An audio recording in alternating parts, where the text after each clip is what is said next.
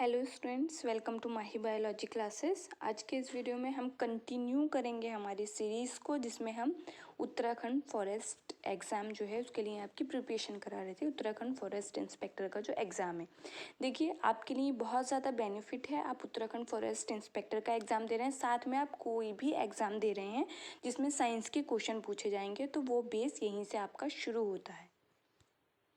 Science कभी भी change नहीं होती, साइंस के क्वेश्चन वैसे ही पूछे जाते हैं। सिर्फ लैंग्वेज को आपको चेंज करके थोड़ा कॉन्सेप्ट वही रहता है, सिर्फ कॉन्सेप्ट को आपसे घुमा फिरा कर ही पूछा जाता है। अगर आपका बेस स्ट्रॉन्ग है तो आप किसी भी एग्जाम में बैठ सकते हैं इस साइंस के साथ। तो देखिए ये आपके लिए बहुत ज़्यादा बेनिफिट है, अगर बेनिफिशियल है। अगर आप चाहते हैं कि ये सीरीज़ कंटिन्यू रहे तो आपने ज़्यादा से ज़्यादा लोगों के साथ शेयर करना है, चैनल को सब्सक्राइब करना है और वीडियो को लाइक करना बिल्कुल भी नहीं भूलना है, और नीचे कमेंट ज़रूर करना है कि आपको वीडियो कैसा लगा। तो देखिए लास्ट वीडियो में हमने देखा था प्रोकैरियोटिक और यूकैरियोटिक कोशिका को। हिंदी में भी आपसे ऐसे ही पूछा जाता है, प्रोकैरियोटिक और यूकैरियोटिक। देखिए हमें 5 किंगडम क्लासिफिकेशन के बारे में पता है, 5 जगत वर्गीकरण के बारे में पता है। हमें पता है कि सिर्फ एक जगत है जिसमें प्रोकैरियोटिक कोशिकाओं को जगह मिली है, तो वो आपका जगत कौन सा है? आपका जगत है मोनेरा। बाकी जो 4 जगत हैं आपके प्रोटिस्टा, कवक, प्लांटे और एनिमिलिया, इनमें सारे यूकैरियोटिक जीवों को रखा गया है। उनमें अंतर मैं आपका प्रीवियस वीडियो में बता चुकी हूँ। अगर आपने अभी तक उस वीडियो को नहीं देखा है तो वीडियो फर्स्ट से देखना शुरू कीजिए। आप चैनल में जाएंगे, आप प्लेलिस्ट खोलिए, वहाँ पर आपको उत्तराखंड फॉरेस्ट एग्जाम की प्लेलिस्ट सेपरेट मिल जाएगी, आप उसको देख लीजिए।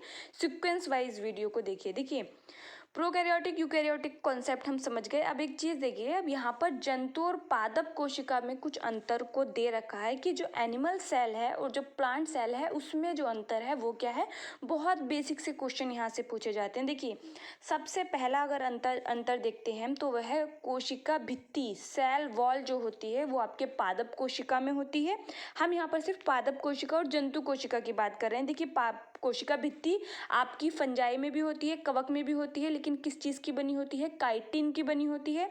कुछ प्रोटिस्टा ऐसे होते हैं जिनमें आपकी कोशिका भित्ति होती है, कुछ में नहीं होती, क्योंकि वो क्या है, एक डस्टबिन टाइप का है। उसमें सभी जीव जो यूकैरियोटिक हैं और एक कोशिकीय हैं वो प्रोटिस्टा के अंदर रखे गए हैं। तो पादप की जो कोशिका भित्ति होती है वो त्रिस्तरीय होती है और सेल्यूलोज की बनी होती है। सबसे इम्पोर्टेंट क्वेश्चन कि पादप की कोशिका भित्ति किससे बनी होती है, तो वो सेल्यूलोज से बनी होती है। इस क्वेश्चन में वेरिएशन देखने को मिलते हैं, वो हम आगे बात करेंगे। लेकिन अगर हम दूसरी तरफ जिसमें हम अंतर कर रहे हैं, जंतु कोशिका में कोशिका भित्ति नहीं होती है, उनकी जो बाहरी लेयर होती है वो क्या होती है? कोशिका झिल्ली होती है। और देखिए अब देखिए पादप कोशिका में बता रहा है आपको कि लवक जो होते हैं वो उपस्थित होते हैं। अपवाद है आपका फंजाई और बैक्टीरिया, इनमें क्या है? नहीं है। देखिए यहाँ पर हम अगर देखें तो फंजाई और बैक्टीरिया को हम जो पहले क्लासिफिकेशन देखते हैं उसमें प्लांट्स के अंदर रखा गया था, उसके रिगार्डिंग ये सेकेंड वाला पॉइंट है आपका कि फंजाई और बैक्टीरिया। जबकि अब हमें पता है 5 किंगडम क्लासिफिकेशन से कि कवक का एक अलग किंगडम है और आपका बैक्टीरिया का एक अलग किंगडम है जो कि मोनेरा है। तो जो पादप कोशिका होती है उसमें लवक उपस्थित होते हैं, जबकि जंतु कोशिका में लवक उपस्थित नहीं होते हैं, अनुपस्थित होते हैं। आकार जो होता है वो आयताकार होता है, जंतु कोशिका में गोलाकार होता है, अनियमित होता है। अब देखिए लाइसोसोम जिसको हम कोशिका की आत्मघाती थैली बोलते हैं वो पादप कोशिका में अनुपस्थित होती है, जबकि आपकी जंतु कोशिका में उपस्थित होती है। इसको हम आत्मघाती थैली क्यों बोलते हैं, सुसाइडल बैग ऑफ सेल क्यों बोलते हैं? क्योंकि इसमें इतने सारे हाइड्रोलाइटिक एंजाइम्स होते हैं कि अगर वो फट जाएं तो वो पूरी कोशिका को नष्ट कर देंगे। दूसरा देखिए तारक काय जो होता है वो सेंट्रियोल, ये इसमें अनुपस्थित होता है, जबकि आपका जंतु कोशिका में उपस्थित होता है। रिक्तिका आकार में बड़ी होती है, यहाँ पर जंतु कोशिका में रिक्तिका आकार में छोटी छोटी होती हैं। राइबोसोम उपस्थित होते हैं और आपकी जंतु कोशिका में भी राइबोसोम उपस्थित होते हैं। पादप कोशिका क्या होती हैं? वो स्वपोषी होती हैं, क्योंकि उनके पास क्या है? क्लोरोप्लास्ट, क्लोरोफिल है, जिसमें उससे क्या करते हैं? वो फोटोसिंथेसिस करते हैं, प्रकाश संश्लेषण, और अपना भोजन खुद बना लेते हैं। जबकि जंतु कोशिका में ऐसा नहीं होता, इसलिए वो विषम पोषी होते हैं, हेट्रोट्रॉफिक होते हैं, क्योंकि वो अपने भोजन के लिए दूसरों के ऊपर निर्भर रहते हैं। ठीक है, बहुत ही बेसिक से आपका डिफरेंस है पादप कोशिका और जंतु कोशिका में, आपने ध्यान रखना है।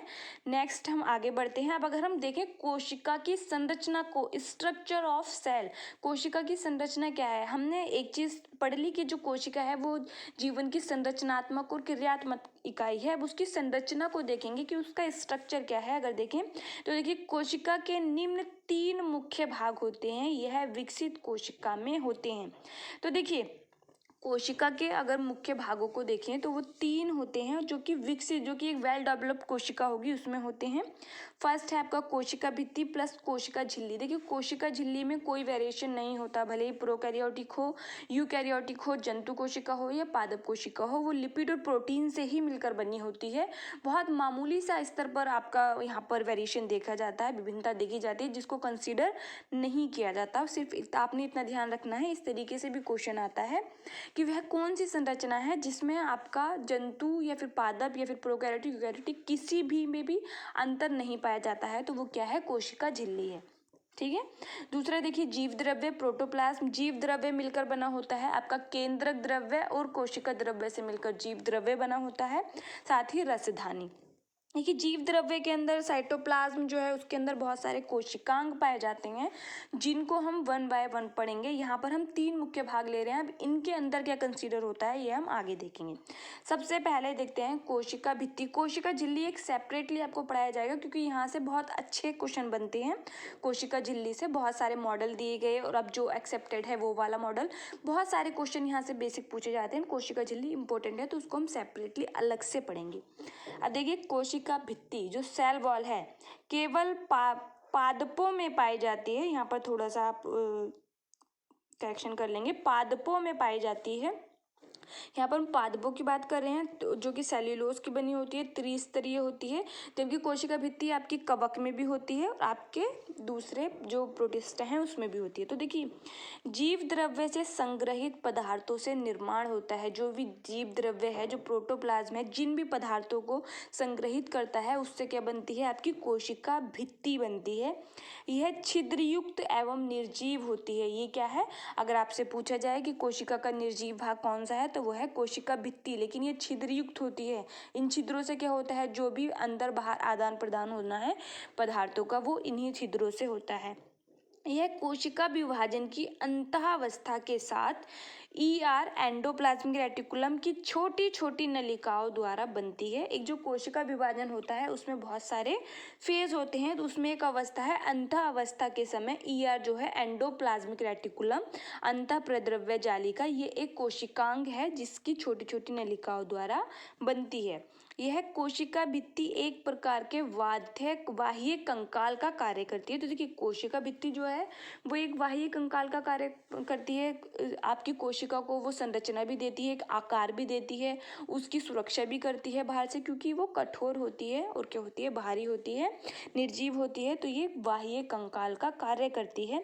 यह पॉलीसेकेराइड सेल्यूलोज से बनी होती है। सबसे इंपॉर्टेंट क्वेश्चन, पादपों की कोशिका भित्ति किससे बनी होती है, सेल्यूलोज से बनी होती है। जबकि हम अगर देखें जो कवक हैं उनकी कोशिका भित्ति किससे बनी होती है, काइटिन से बनी होती है। इंपॉर्टेंट क्वेश्चन है, याद रखना है। देखिए आगे, कोशिका भित्ति को निम्न परतों में बांटा जा सकता है। आपकी जो कोशिका भित्ति है पादप की, उसको निम्न परतों में बांटा जा सकता है।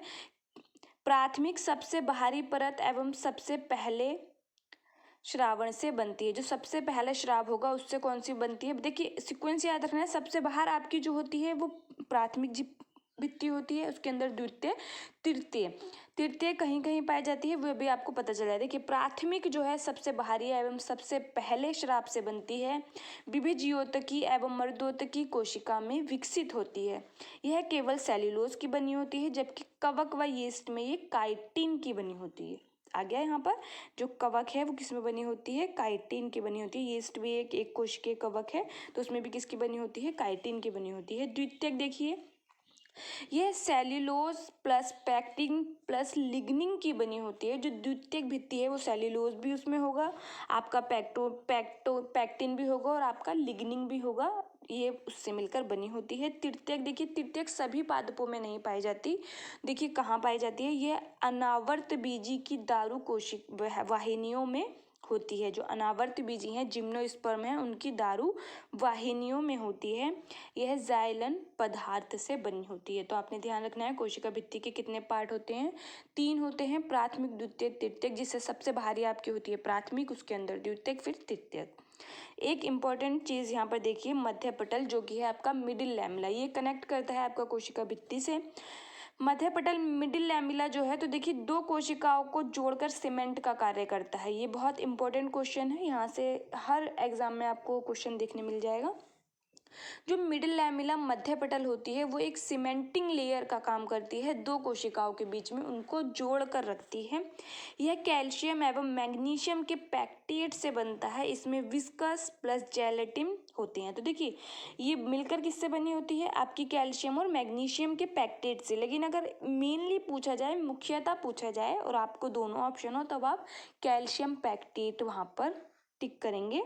और देखिए हरा फल इसी के कारण कठोर व इसके घुलने से मुलायम हो जाता है। जो हरा फल है आपका, वो जो कठोरपन उसमें होता है वो इसी के कारण होता है। जब ये घुल जाती है तो वो मुलायम हो जाता है। ये भी एक इम्पोर्टेंट क्वेश्चन है, ध्यान रखना है मिडिल लैमेले का। सबसे पहले क्या है, ये एक सीमेंटिंग लेयर है, 2 कोशिकाओं को जोड़ने का काम करती है। किससे बनी होती है, कैल्शियम और मैग्नीशियम के पैक्टेट से बनी होती है।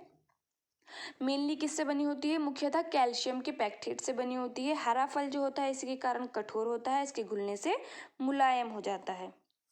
हुई हमारी कोशिका भित्ता, जो आपकी कोशिका भित्ति है, सेल वॉल है। हम हमारे नेक्स्ट वीडियो में आगे बात करेंगे जीव द्रव्य और रसधानी। जीव द्रव्य देखिए, जीव द्रव्य आपको मैंने बताया किससे मिलकर बना होता है, आपका कोशिका द्रव्य और केंद्रक द्रव्य साइटोप्लाज्म और न्यूक्लियोप्लाज्म से मिलकर आपका जीव द्रव्य बनता है। जीव द्रव्य क्या है, एक फिजिकल बेसिस ऑफ लाइफ है, ये हम आगे देखेंगे। जीवन का भौतिक आधार है, सभी जो जैविक क्रियाएं होती हैं वो यहीं पर होती हैं आपकी। इसको हम हमारे नेक्स्ट लेक्चर में पढ़ेंगे। अगर आपको वीडियो पसंद आया हो तो वीडियो को लाइक कीजिए, चैनल को सब्सक्राइब और दूसरों के साथ शेयर करना बिल्कुल भी ना भूलें। चलिए फिर मिलते हैं हमारे नेक्स्ट वीडियो में, तब तक के लिए पढ़ते रहिए। Thank you.